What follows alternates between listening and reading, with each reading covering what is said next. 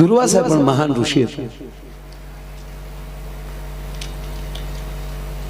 દુર્વાસાને પાસે સંતો આવે છે, બધા ઋષિઓ આવે છે અને કહે છે કે રાક્ષસોનો બહુ ત્રાસ વધી ગયો, યજ્ઞ નથી થવા દેતા. એટલે દુર્વાસાએ કીધું કે અત્યારે કોણ છે મુખ્યમંત્રી? એ સમયનો જે દેવોનો રાજા બને એને ઇન્દ્ર કહેવાતો, અત્યારે જેને આપણે વડાપ્રધાન કહીએ છીએ. ત્યારે જે કોઈ ઇન્દ્ર હતો એ પણ બહુ સારો નહોતો, વ્યભિચારી હતો થોડોક વધારે. આ ઋષિઓના ઘરમાં જે અહલ્યાને પથ્થર થવું પડ્યું એને કેવા ધંધા હશે? બહુ આમ પીવામાં ને મોજ શોખમાં વધારે રહેતો હતો. અને દુર્વાસાને આવી ફરિયાદ આવી કે ઇન્દ્ર તો ક્યારે આવતો જ નથી, બોલાવીએ છીએ તોય રાક્ષસોથી ઉલટો ડરે છે. શું વાત કરો છો? હા, ડાયરેક્ટ દુર્વાસા ઇન્દ્રની સભામાં, ઇન્દ્ર મહેફિલ ભરીને બેઠેલો, ઘૂંટડી ઘૂંટડી પીતો જાય, અપસરાઓ નૃત્ય કરે છે. ત્યાં એને સોમપાન કહેવામાં આવ્યું સાહેબ. અને આમ જ્યાં દુર્વાસાને આવતા જોયા એટલે આપડા બધા ગ્લાસ ગ્લાસ હતાડીને મોટો મોટો હરખ્યો કરીને તારો બાપ ક્યાંથી આવી ગયા? મોટો બાપ. ઓલી અપસરાને બિચારીને ખબર નહીં. અપસરાને એમ કે મારા નૃત્યમાં ક્યાંક હજી ખામી લાગે અને કેમ નથી આનંદ આવતો, એટલે એ ઉલ્લી ઉલ્લી મળી નાચવા. એમાં દુર્વાસા પાછળ આવી જાય, અપસરાને ખબર નહીં. અને આ કોણી દુર્વાસાને અડી. હવે એક તો અગ્નિ ને એમાં ઘી હોમાનું. હે છોકરી, તને ભાન હોવી જોઈએ. ક્યારની તું ઘોડીની ઘોડે આમથી આમ જાશો. અને દુર્વાસાએ સીધો શ્રાપ દીધો, જા ઘોડી બન તું. દીકરી પગે લાગીને કહે છે, આપનો શ્રાપ મારા મસ્તક ઉપર ચડાવું છું, પણ માવતર ધ્યાન રાખવું જોઈએ તમારે. મેં મારો ધર્મ નથી છોડ્યો. હું ઇન્દ્રની અપસરા છું, અહીંયા નૃત્ય કરવું એ મારો ધર્મ છે. હું તમારી કુટિયામાં આવીને નહોતી નાખતી, તમે અહીંયા આવ્યા છો. દુર્વાસાને ક્રોધ નીચે પડ્યો કે હા બેટા, મારી ભૂલ થઈ.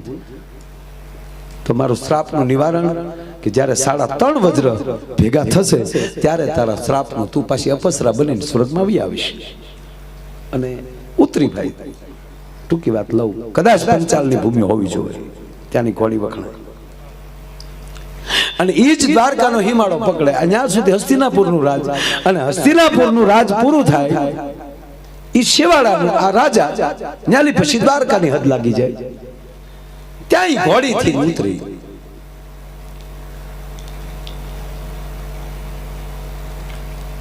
રાજાના ઘોડા ચારવા જાવતા માણસો રાજાને વાત કરી કે નદીને આ કાંઠે આપણા ઘોડા ચરે છે, અને સામે કાંઠે ઘોડી છે, બહુ સુંદર છે, દેવતાય ઘોડી હોય એવું રૂપ છે. મહારાજા પોતે આવે છે, અતિ ગમે છે. પોતાના માનીતી ઘોડી હતી એની બાજુમાં એને બાંધે છે, પોતે એની સેવા કરે. અને રાત જ્યાં થઈ ત્યાં એમાં સુંદર સ્ત્રી બની. રાજાએ ખડક ખેંચ્યું, કોણ છો? ભૂત પ્લેટ ડાકણ. મહારાજ માફ કરજો, હું ભૂત પ્લેટ ડાકણ કોઈ નથી, હું ઇન્દ્રની સભાની અપસરા છું, શ્રાપિત છું. આ રીતે ઘટના ઘટી છે, એટલે તમે મને ન રાખી શકો, હતીને અહીંયા મૂકી જાઓ.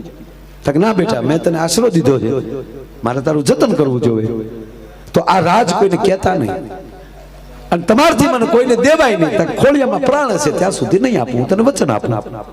હવે એમાં કૃષ્ણનો દીકરા પ્રદ્યુમન, એનો દીકરો અનિરુદ્ધ, ઈ કઈક ઘોડું રમાડતો રમાડતો નીકળ્યો. ઈ ઘોડી જોઈ ગયો અને દ્વારકાજી દાદાને ખોળામાં બેન કીધું, દાદા ઓલો રાજા છે કે નહીં? રાજાનું નામ ભૂલી ગયો, જેને આવડતું એ કહેજો. હા, બધું મારે કે અહીંયા નો રાખવાનું હોય. પછી કેવો સાંધુ રાજા. હા, ઈ રાજાનું કૃષ્ણનું નામ આપ્યું કે મારે ઘોડી જોવે છે. એટલે કૃષ્ણએ તરત ટપાલ લખી નાખી, સંદેશો મોકલી દીધો. સંદેશો જ્યાં મોકલ્યો ને કીધું જે તમારી પાસે ઘોડી છે એ ઘોડી મોકલી ગયો, નકર યુદ્ધ કરવા ચાર થાવો. ગોવિંદામું યુદ્ધ કોઈના બાપની તેવડ. પણ રાજાએ કીધું હતું કે મારા ખોળિયામાં પ્રાણ હોય ત્યાં સુધી આપીશ નહીં. હવે એ હતા ખંડિયા રાજા હસ્તિનાપુરના, એટલે એ હસ્તિનાપુર જાય છે. ધર્મ રાજા ગાદી ઉપર બેઠા છે અને સંગુ રાજા પ્રાર્થના કરી ત્યાં પધારે છે અને પછી કહે છે મહારાજ મારી પાસે ઘોડી છે, કોઈને દેવાય એમ છે નહીં, પણ મારા પાડોશી રાજાએ એ ઘોડી માગી છે, એને કાં મારે ઘોડી દેવી પડે ને કાં યુદ્ધ કરવું પડે, એટલે મારે ઘોડી નથી દેવાની, યુદ્ધ કરવું છે, એટલે થોડાક સૈનિકો મને આપો અને મારું રક્ષણ કરવું એ તમારી જવાબદારી છે. તે ભીમ તો મહાભારતના યુદ્ધ પછી પેન્ટિંગમાં જ પીડ્યો તો હાવ. ભીમ કે એમાં સૈન્યનું શું કામ છે, નામ દે નહીં ગદા ભેગો ગોટો વાળી દઉં. એટલે રાજાએ કીધું ભીમભાઈ તમે શાંતિથી બેહો, આમાં તમે ન હાલો. એ કે હું ચાલું, બીજું કોણ હાલે? મારે અર્જુનભાઈ ને બધાને લઈ જવા છે. અરે ભાઈ નામ દે ને, ભાઈ નામ દે આગળ ઢીલા પડી જાઓ. તો ભીમ તો પછી કઈ વેળો વળે નહીં, નામ દે ને ભાઈ જે હોય એ કે દ્વારકાધીશ. હું દ્વારકાધીશ, તારે ઘોડી હાટું કપી નાખવા લાગે. તગજ કેતો હતો. ધર્મરાજા ગાદી અલી ઉભા થઈ ગયા, સાંધુ રાજાને પગે લાગીને કીધું કે કૃષ્ણના હાહે તો જીવીએ છીએ અને અમે યુદ્ધ કેમ કરી શકીએ? તમે કયો એટલા તમને રૂપિયા આપીએ, સૈન્ય આપીએ, પણ 5 માંથી એક અમે આવીએ નહીં. તક તો બીજાથી તો કૃષ્ણને જીતી પણ ન શકાય. છેલ્લે રાજા ટૂંકમાં ત્યાંથી નીકળી જાય છે અને આડા યમુનાજી આવ્યા બાપુ.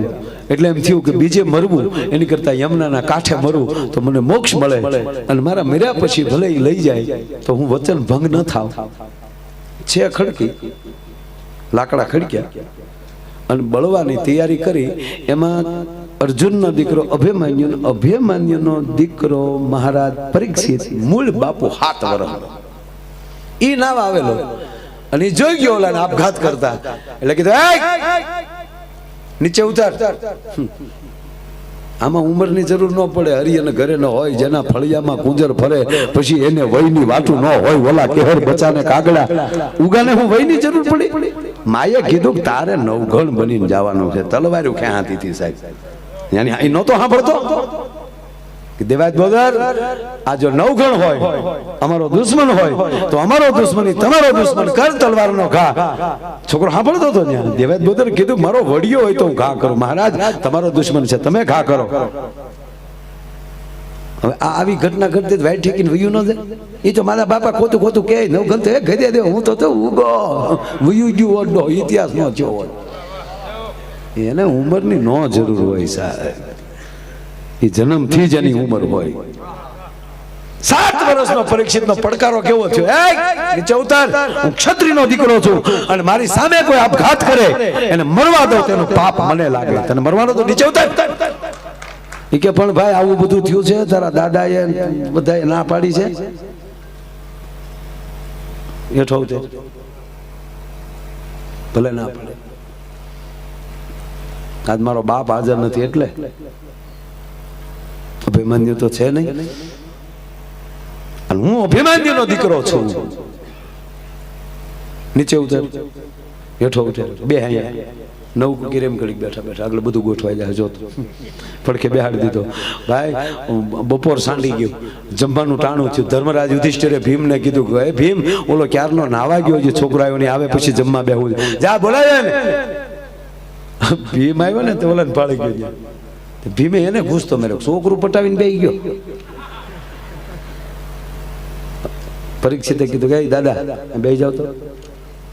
દાદા મને કયો કે આપણી સામે કોઈ મરી જતું હોય, આપઘાત કરતું હોય તો એ મરી જાય આપણી ભાળતા, તો એ પાપ કોને લાગે? તો બટ આપણે લાગે. આ લાકડા ખડકેલા એ મરતો હતો, મેં ઉતાર્યો.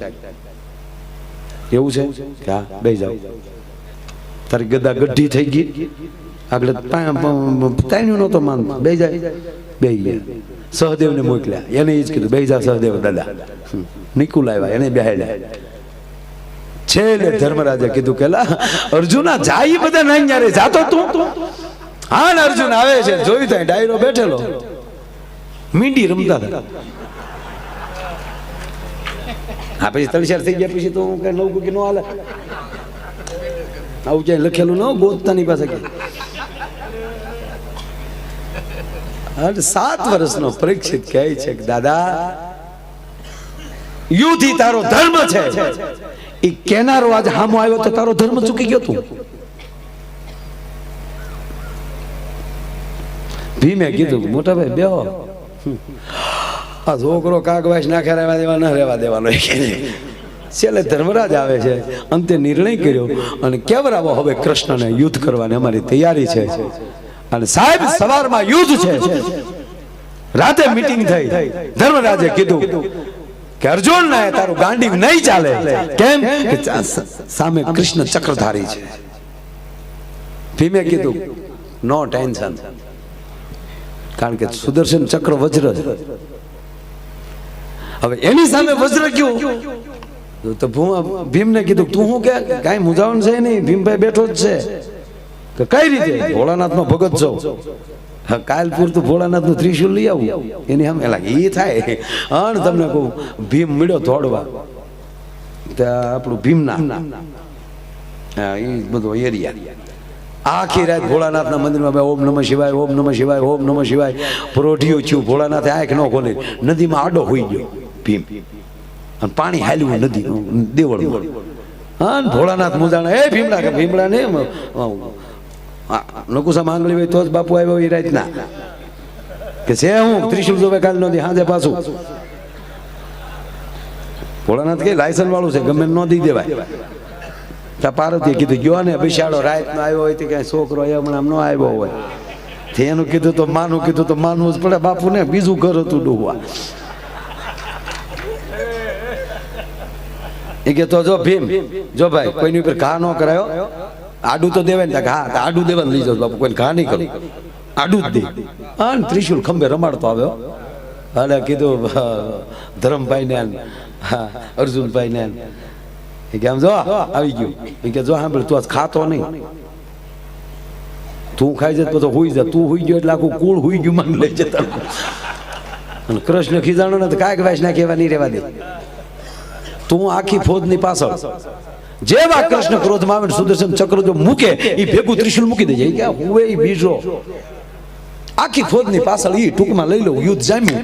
અને કૃષ્ણને ક્રોધ વાગ્યો. પાંડવોના દીકરાને એટલી બધી રાય મગજમાં ગળી ગઈ, જેને મેં મોટા કર્યા આજ મારી સામે આવ્યા ઘોડી હતું. અને કૃષ્ણ ખીજાણા સુદર્શન છોડ્યું. અને ભીમ હર હર મહાદેવ હાર કરીને ત્રિશુલ નો ઘા કર્યો. હવે ત્રિશુલ વજ્ર, સુદર્શન ચક્ર વજ્ર, આ બે વજ્ર આકાશમાં ચડ્યા. વજ્રે વજ્ર મળ્યું લડવા, અગ્નિનો વરસાદ મળ્યો વરસવા, નિર્દોષ અસંખ્ય માણસો મળ્યા મરવા, ભાગો ભાગોનો દેકારો મળ્યો થવા. અહીંયા પાંડવો અને કૃષ્ણ ભેગા થઈ ગયા.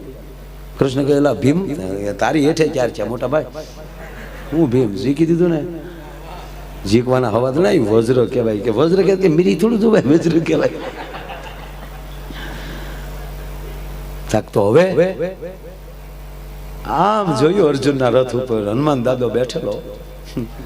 દાદા ગદા વગરનો હેઠો આવ્યો. કૃષ્ણ કહે રામ અવતારમાં તે ખૂબ સેવા કરી, કૃષ્ણ અવતારમાં આ અવતારમાં મેં તને કાંઈ નથી કર્યું. હવે તુંય અંજની નો જાયો, તુંય હાથ વજ્ર વર ધજા બિરાજે, કાંધે મુજ જનોઈ સાજે. તું પણ વજ્રનો છો, આને નોખા પાડી.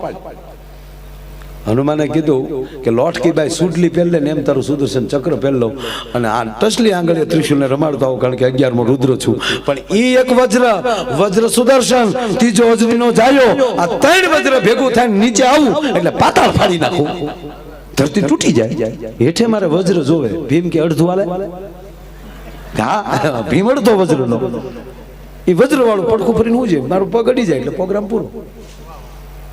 સાહેબ હજી સુધી ચિત્રકાર ચિત્ર આપા ભાઈ કોઈ ન બનાવી શક્યું કે હનુમાનના હાથમાં એક સુદર્શન ચક્ર હોય, બીજું એમ કહેવાય શિવનું ત્રિશુલ હોય, અને આમ જેમ કહેતો હાથ કરતો એમ કહેવાય હનુમાનને જ્યાં નીચે આવવું અને જ્યાં ભીમને પગ અડવો એટલે ત્રણ વજ્ર ઈને અડધું આ 3.5 વજ્ર ભેગું છું. તો ઓલી ઘોડી હતી એ કલાકોથી અપીછરા ભેગી થઈને હરગમાં વહી ગઈ અને આવડા સોડા પીને હો ને ઘીરે વહી ગયા. એ ખરાપે કેવા ધંધે ચડાવ્યા.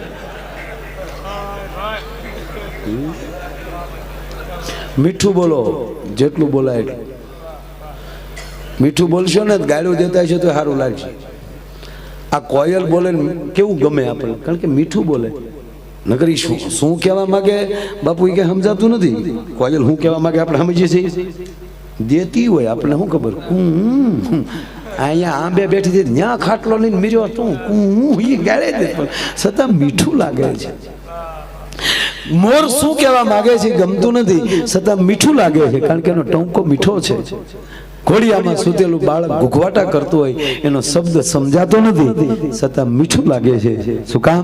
એની અંદર મીઠાશ છે.